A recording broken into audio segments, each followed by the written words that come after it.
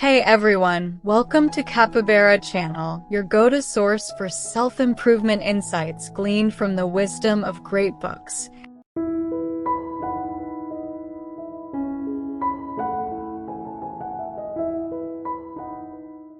Let's face it, life can be a grind. Endless work, extracurriculars, social obligations. It's inevitable that you'll encounter moments of frustration and heartbreak. You've probably caught yourself complaining about your job, feeling burned out by school, and thinking, I don't want to do this anymore.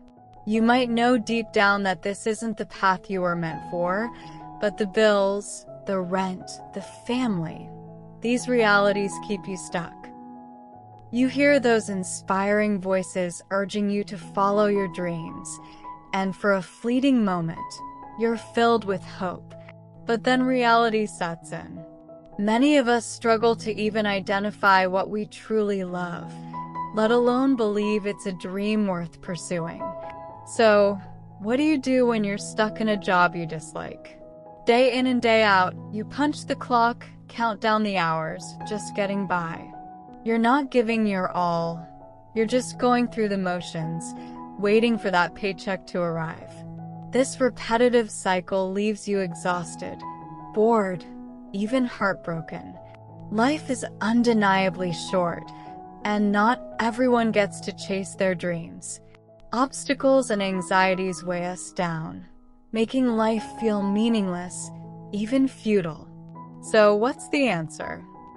How can ordinary people like us find value in our lives? How can we truly live a life worth living? The answer to this profound question comes from a remarkable woman in her 90s, a woman who embodies resilience and wisdom. I'm talking about Tsuneko Nakamura, author of the book I'm sharing with you today, Life is Worth Living. The original Japanese title translates roughly to Reconciling with Your Heart and Doing Everything Well. Tsuneko Nakamura was the oldest practicing psychologist in Japanese history. She dedicated her life to her work for 70 years, and even at 90, she showed no signs of slowing down. She wasn't a professor, nor did she publish academic papers. She was, in her own words, perfectly ordinary. Some might argue that she didn't have the credentials to write a book, or that it wasn't even necessary. And let's be honest, before I read it, I felt a little apprehension. But after diving in, I was blown away. I realized how much wisdom Tsuneko Nakamura had to offer about living a meaningful life. She'd experienced the devastation of war, witnessed the sweeping changes of history, and spent nearly a century refining her spirit. Yet, she radiated a contagious energy. Her life's journey led her to a powerful conclusion: living, even with death, is not a regret. Life is Worth Living is like a pocket guide to life, written with 90 years of experience. It offers heartfelt advice on work, relationships, and happiness, guiding you through life's challenges and ultimately helping you realize that you can, regardless of your circumstances, lead a fulfilling and valuable life.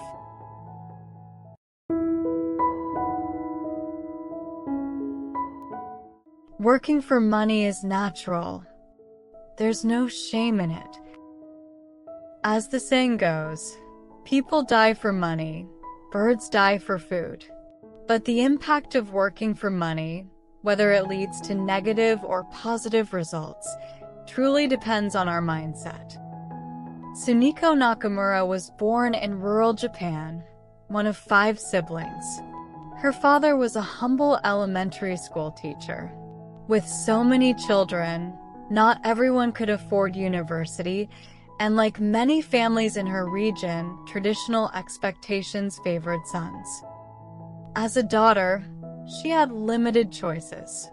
At 16, she faced a stark reality: either marry or become self-sufficient. At that time, there was a dire shortage of psychologists in Japan. An uncle of hers had a clinic in Osaka and offered to cover the costs of education for anyone who wanted to become a doctor. Nakamura saw this as an opportunity to pursue education without having to enter the workforce early. So, she left her hometown for Osaka.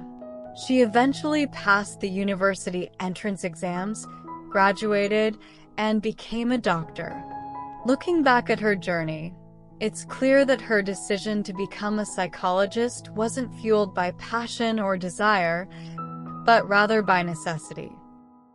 She couldn't refuse this chance given to her. Deep down, she didn't love the work, but she persevered, driven by the need to support herself and her family. It was her only option, and she didn't know what else she could do. This internal conflict brought her immense suffering.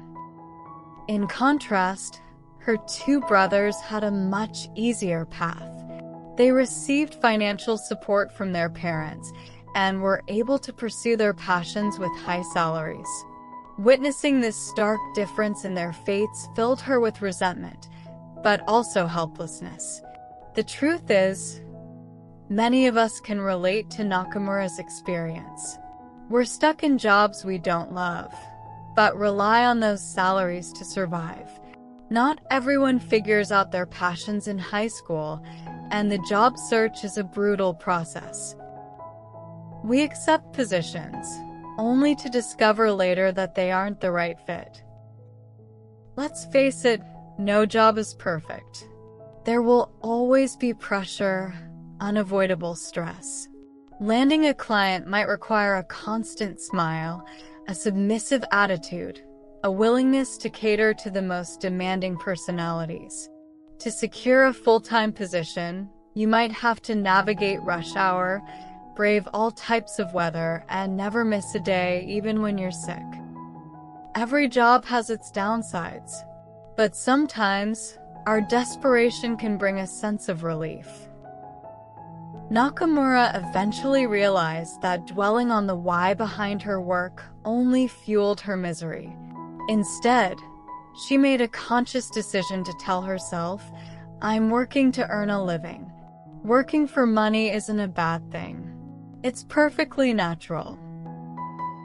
Over her 70 years of experience as a psychologist, Nakamura heard countless complaints from her patients about their jobs. They were burned out, exhausted, and deeply unhappy, but they often failed to see the root cause of their suffering. It stemmed from a fundamental misunderstanding of their work.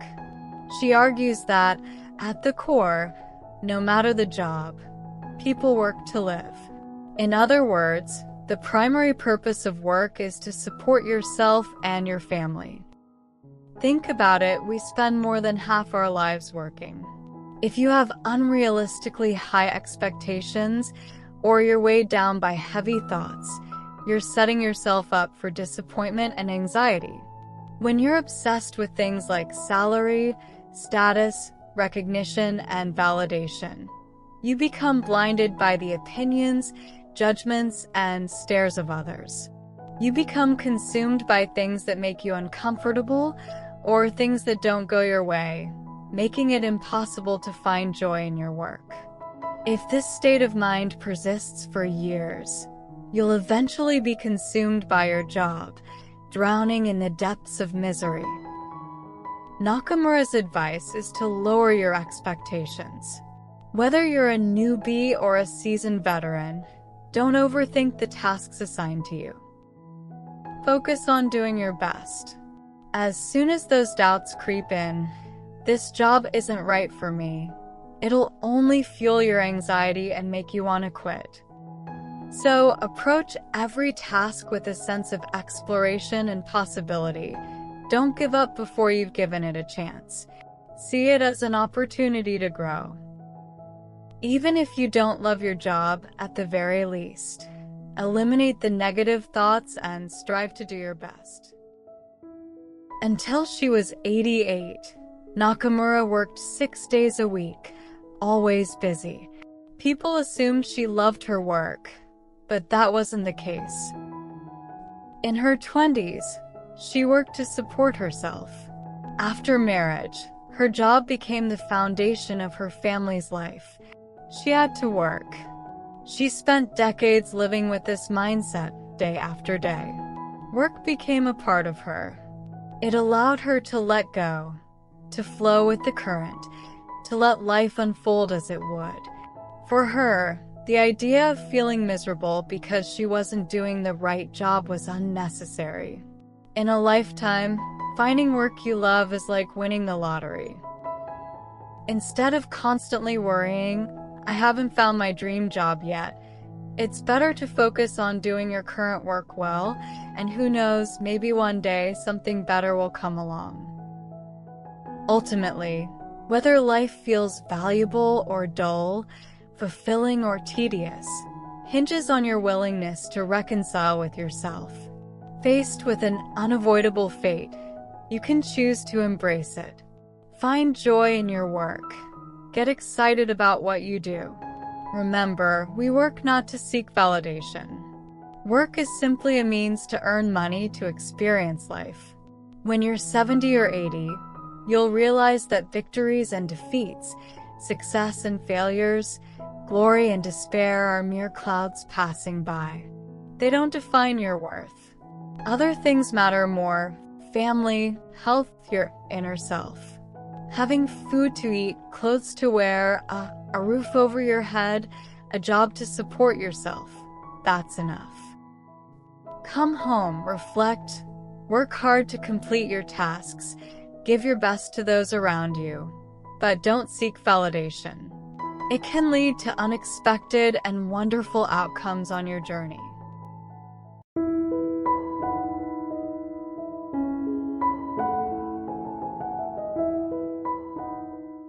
Sometimes, you need to walk away.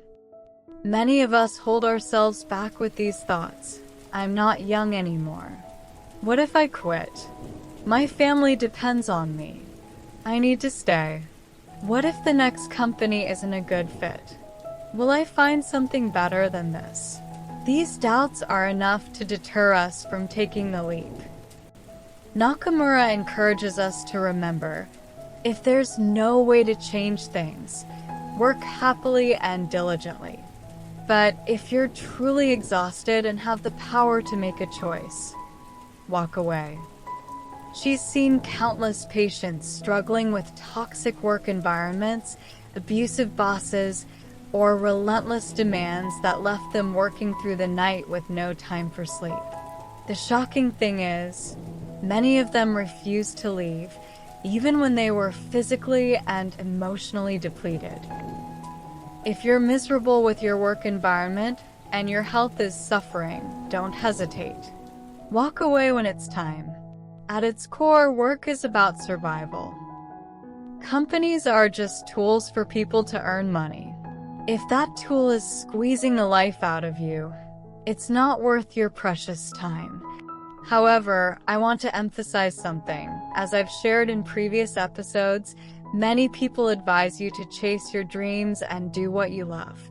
But this doesn't mean blindly following your emotions. When do you have the power to choose? It's when you're fully prepared and ready to accept the consequences of your decisions.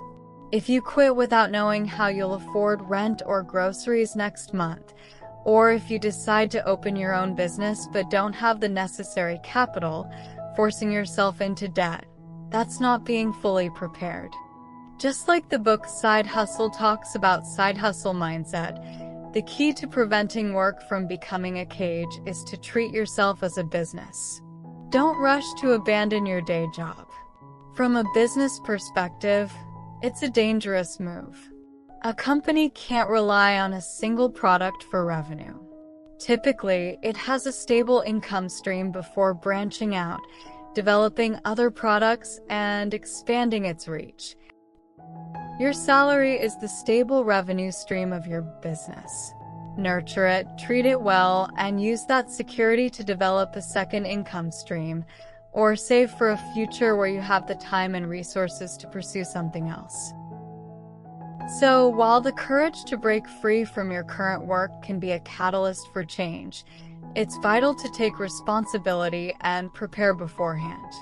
Otherwise, embrace the present. Any honest work can bring financial security, but no job can make you miserable. The only thing that can truly break you is your own mind. Don't be so hard on yourself.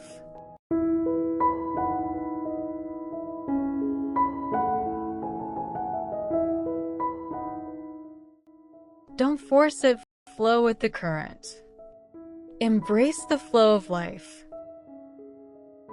In swimming competitions, you often hear the crowd roar, "Go!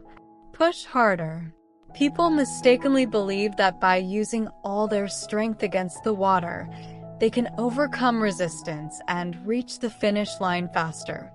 But as physics proves, the more you push, the slower you go. Water responds to your force with equal force. Life is like a river. When you relax and let go, you'll find it easier to move forward. The book Life Doesn't Need to Be Too Hard by Yuki Takahashi states something very profound. There are two common regrets in life. One is not doing what you could, the other is having pushed yourself too hard. Effort is essential for success, but pushing yourself to the breaking point is counterproductive. As you read this book, you'll discover that Tsuneko Nakamura lived a life of incredible ease. It's her ability to relax and flow that allowed her to experience 90 years of life to the fullest. So how do you learn to flow with life's current, letting go of the struggle and finding ease in your progress? According to Nakamura, you must first shed the unnecessary baggage that's weighing you down. She identifies this baggage as expectations.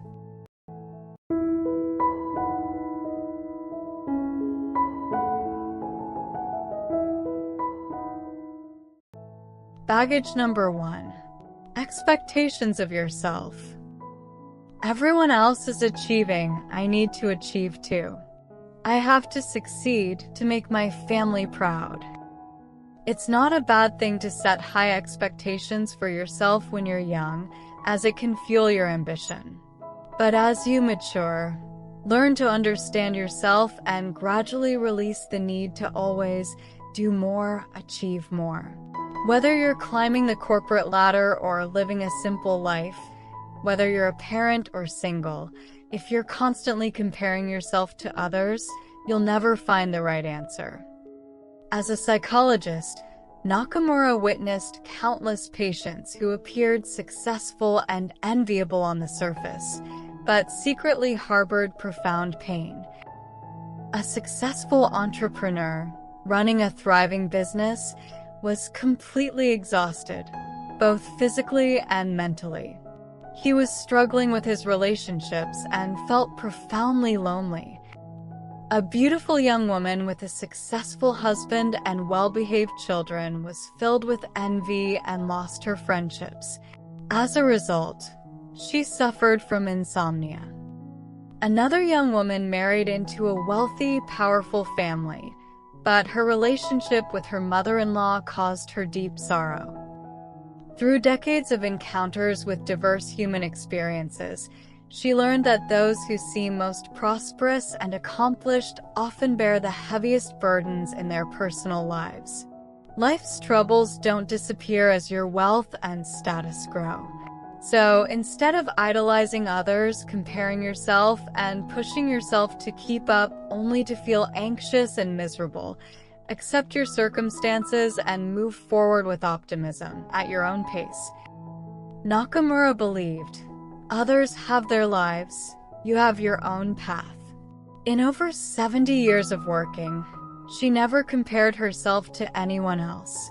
She didn't care that a younger doctor in her department had a higher position. She felt no resentment seeing colleagues achieve more than her. She believed happiness in life wasn't dictated by external factors, and she never pursued a life that mirrored anyone else's. Only by doing this can we truly live a life worth living. The book, The Courage to be Disliked, says, "It doesn't matter if we come in first or last. The truth is, we're all walking on a path with no finish line. We keep moving forward, but not in competition with anyone. The value lies in constantly surpassing ourselves. When a person truly embraces their own worth, not driven by the desire to emulate others and fulfill their own expectations, even if they only radiate a faint glow like a firefly, even if they only illuminate a small corner of life, they are still deeply valuable."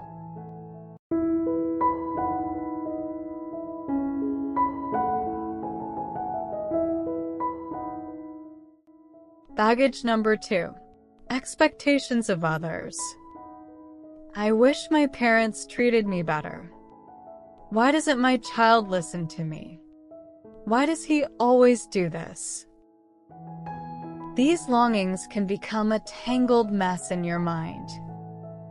At 27, Nakamura married through an arranged match, only to discover later that her husband was an alcoholic. He spent all his earnings on himself, and she had to shoulder the financial burden of their family. In her time, divorce was rare, and children of divorced parents faced societal condemnation. For her children's well-being and her own physical and mental health, she had no choice but to adjust her mindset. She lowered her expectations of her husband, deciding that as long as they could stand side by side and make speeches at their children's weddings, they could remain married. Setting that goal allowed her to release herself. In her, you'll see patience, not endurance. She said, "Life often requires patience. Once you understand this truth, you'll stop trying to endure and instead think about how to make yourself more comfortable." When her second son was 5, she returned to the hospital to work, relying on her parents for childcare. But once her parents took the reins of the family, new challenges arose. Her parents dictated how the children were raised. They even brought Nakamura's younger brother, who was attending university, to live with them, creating constant friction between Nakamura and her parents. She was overwhelmed with work and a chaotic personal life. If she held unrealistic expectations, she would have crumbled. So, she lowered her expectations of others and set boundaries for herself. In the worst-case scenario, she decided to settle for above average, which was enough. She stopped expecting her children to be perfectly raised. She didn't expect her work to be extraordinary. She didn't expect her parents and husband to be completely harmonious. She just wanted to reach that above-average level, and the rest she would let go of. Eventually, those turbulent times passed. Over 10 years, she became a highly skilled psychologist, and her children grew up successfully. Later, her children started their own families, and as her husband aged, he became more gentle, even becoming a loving grandfather. It's true that we all yearn for harmonious marriages, happy families, delicious meals, and peaceful days. But the life of an average person is often precarious and chaotic. In the face of reality, we can't resist it. We can only allow things to flow by lowering our expectations of others. Don't make life difficult for yourself, and don't force those around you. As the saying goes, if you aim for the heavens, you'll reach the treetops. If you aim for the treetops, you'll reach the ground. If you aim for the ground, you'll achieve nothing. When we fail to meet those expectations, greed, anger, and delusion arise. Therefore, stop striving, lower your expectations, and let go of the illusion that people and situations will always unfold according to your will. This is the wisdom of living a meaningful life. In reality, the best way to release the burden of expectations is to live with modest desires and embrace solitude. Nakamura sought nothing beyond the essentials of life. She dressed neatly and respectably, never carrying expensive bags or wearing flashy jewelry. She didn't chase gourmet meals or indulge in excessive shopping. She said, "If you and your family are healthy, full of energy, and have a close friend to talk to, you don't need anything more extravagant." Over her long journey, she understood that no environment or person can ever fully satisfy us.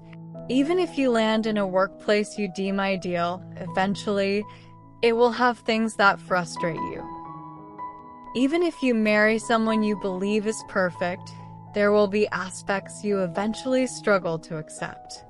The truth is, whether it's parents, family, friends, or lovers, others don't always have our best interests at heart. Even a child you love dearly will eventually become independent and build their own life. Even someone you've devoted your heart to may leave you. So, when it comes to all the people we meet in this world, the things we seek to hold on to, the best way to reconcile is to enjoy their presence when they're here and let them go when they leave. The book 6 Lessons in Solitude states, "Solitude is the beginning of a fulfilling life. If you don't experience being alone, you won't know how to connect with others. The thought of shedding these burdens may make you feel insecure, afraid of being alone.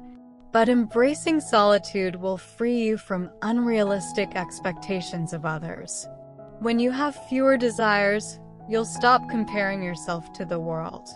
This will release the chains that bind you, allowing you to live freely and in harmony with yourself and those around you."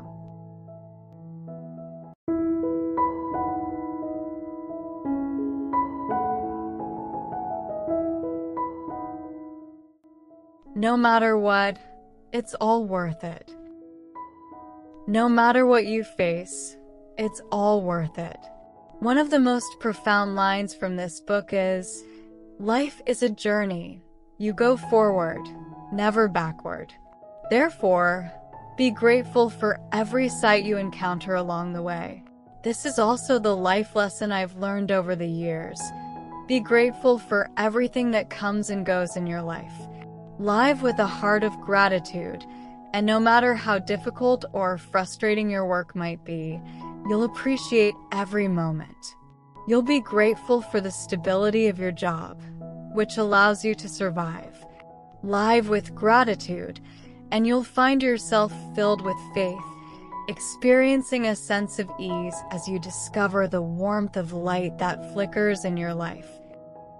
Just like Haruki Murakami said, "You must remember the people who hold umbrellas for you in the heavy rain. Someone to keep you out of foreign objects. The one who holds you tight in the dark. Someone who makes you laugh. Who stays up all night with you." Whether you've encountered hardship or joy, you'll stop resenting or calculating the unfairness when others ask for unreasonable favors at work. Focus on doing your best, contribute to those around you, become someone trustworthy in your work and life, and you'll prove the truth of what the English writer Ruskin said, "To do the best for others is the best way to do best for oneself." However, remember to be proactive, not people-pleasing.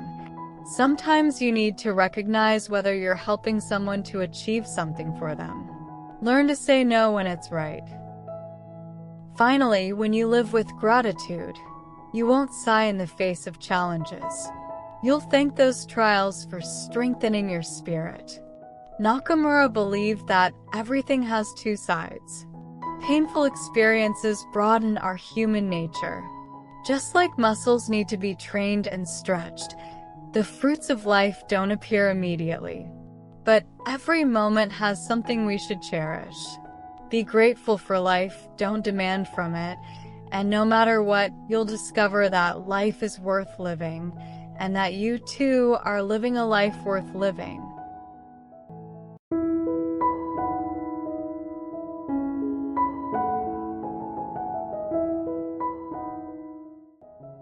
Thank you for listening. If you found this episode helpful, please share it with those who need it. Don't forget to give us a like, subscribe, and hit that bell notification to catch our latest episodes every week. Thank you all, and see you next time.